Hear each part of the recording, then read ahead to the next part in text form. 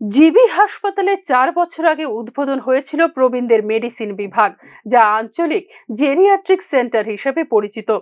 ওই ওয়ার্ডটি বর্তমানে বন্ধ করে দেওয়া হয়েছে। জানা যায়, ভারত সরকারের একটি প্রজেক্টের মাধ্যমে চলছিল আঞ্চলিক জেরিয়াট্রিক সেন্টারটি। এই সেন্টারটি 2020 সালে চালু হয়েছিল মুখ্যমন্ত্রীর হাত ধরে আগরতলা গভর্নমেন্ট মেডিকেল কলেজ হাসপাতালে। অভিযোগ, এই ওয়ার্ডটি বন্ধ হওয়ার কারণে 29 জন স্বাস্থ্যকর্মীর চাকরি চলে যায়, ফলে চরম সমস্যার সম্মুখীন হতে হচ্ছে স্বাস্থ্যকর্মীদের। আমরা 2020-এ এখানে কন্ট্রাকচুয়াল হিসেবে বয়স্ক লোকেদের জন্য একটা ওয়ার্ড করা হয়েছিল। ওই ওয়ার্ডের মধ্যে আমরা কাজ করছিলাম কন্ট্রাকচুয়াল বেসিসে। তো আমরা প্রত্যেক 11 মাস পরে পরে আমাদের কন্ট্রাক্ট রিনিউ হতো।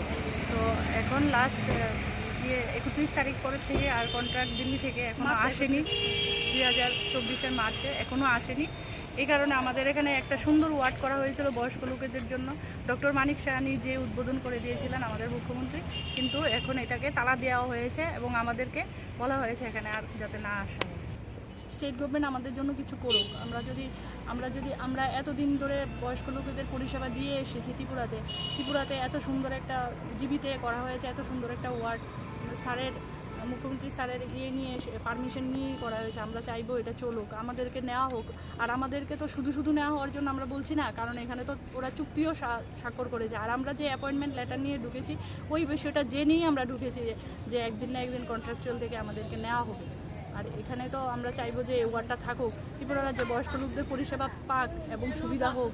আর ডিপার্টমেন্ট যেহেতু খুলেছে, ডিপার্টমেন্ট থাকুক, আমরা তো এটা চাইবো। ডিপার্টমেন্ট থাকলে আমরাও থাকতে পারবো, এটা আমরা আশা করবো। স্বাস্থ্যকর্মীরা এখন করজোড়ে মুখ্যমন্ত্রীর কাছে প্রার্থনা করেন ওয়ার্ডটি যেন আবার চালু করা হয়, তারা যেন চাকরিটি আবার ফিরে পান।